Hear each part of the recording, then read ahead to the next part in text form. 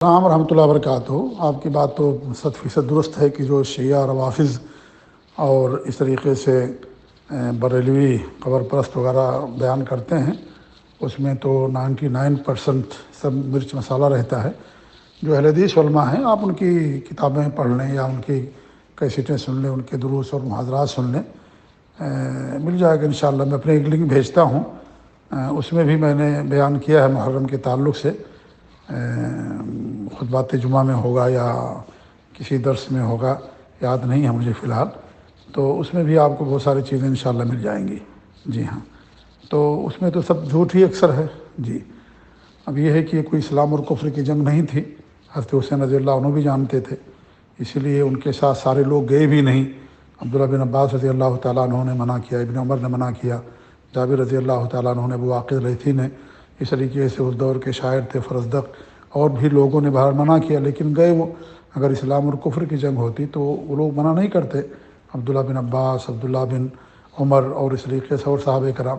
عبداللہ بن زبیر نے کہا کہ مت جاؤ، ہم تمہیں مکہ ہی کا بنا دیتے ہیں، کیا نام ہے، والی، لیکن گئے بہرحال، کیونکہ اللہ کی طرف سے مقدر تھا، ہمارے نبی کی پیشین گوئی تھی کہ انہیں شہادت ملے گی۔ راستے میں خبر ملی کہ مسلم بن عقیل کو قتل کر دیا گیا ہے، تو راستے سے واپس ہونا چاہ رہے تھے۔ اگر اسلام اور کفر کی جنگ ہوتی تو بالکل واپس ہونے کا ارادہ نہیں کرتے، لیکن مسلم بن عقیل کے بھائیوں نے کہا کہ نہیں، ہمیں بدلہ لینا ہے، تو گئے وہاں پر۔ اب وہاں پہنچنے کے بعد بھی جب ملاقات ہوئی ابن زیاد کے فوجیوں سے، سپاہیوں سے، تو وہاں انہوں نے مطالبات رکھے کہ یا تو مجھے جہاں سے آئے وہاں جانے دو، یا یزید کے پاس جانے دو، یا کسی سرحد کے پاس جانے دو۔ تو یہ تینوں باتیں اور بھی بہت ساری باتیں ہیں جس سے معلوم ہوتا ہے کہ اسلام اور کفر کی جنگ نہیں تھی۔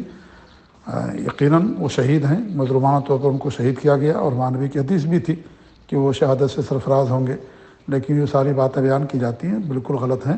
اور یزید خود نہیں چاہتا تھا ان کا قتل کرنا، بلکہ یزید کے پاس جب خبر پہنچی تو بہت افسوس کیا، اور اس نے کہا کہ تمہارے والد میرے والد سے افضل تھے، تمہاری ماں میری ماں سے افضل تھی، تم مجھ سے افضل تھے، لیکن یہ حکومت ہے، اللہ تعالیٰ جس کو چاہتا دیتا ہے۔ ایسا لگتا ہے کہ نبوت اور حکومت تمہارے خان اکٹھا نہیں ہو سکتی ہے، اور لہذا آپ کے والد صاحب کو ملی خلافت، پھر آپ کے بیٹے کو ملی، آپ کے بیٹے نے آپ کے بھائی کو ملی، آپ کے بھائی نے میرے والد پر آ کر کے بیعت کر لیا، تو ایسا لگتا ہے کہ شاید آپ کے خاندان میں یہ نہیں رہے گی خلافت۔ اس طرح کی بات انہوں نے کہی، تو بہرحال اور وہ چاہتا بھی نہیں تھا، یزید نہیں چاہتے تھے کہ ان کو قتل کر دیا جائے۔ جی ہاں، اور قتل کرنے والے بھی وہی لوگ تھے جنہوں نے ان کو بلایا تھا، انہوں نے ان کو قتل کیا۔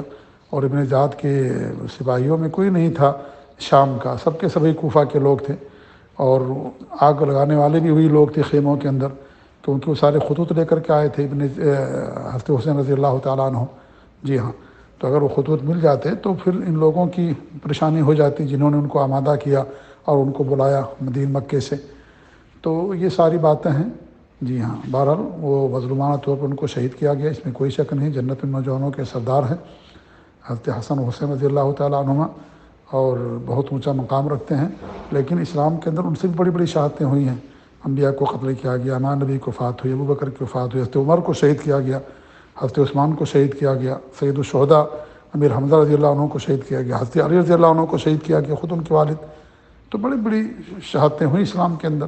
جی ہاں، تو ماتم کرنا، نوحہ کرنا، یہ ساری چیزیں کرنا بالکل صحیح نہیں ہیں، غلط ہیں، اور محرم کو سے کوئی تعلق بھی نہیں ہے۔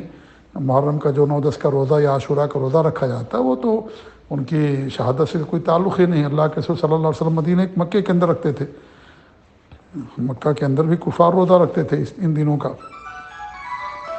اور مدینہ میں آ کر کے جو ہے بھی آپ نے روزہ رکھا، حکم بھی دیا، مسنون بھی۔ تو یہ سب جو ہے حقیقتیں ہیں جو لوگوں کی نظر سے اوجھل ہیں۔ اللہ تعالیٰ سب کو صحیح سمجھ دے۔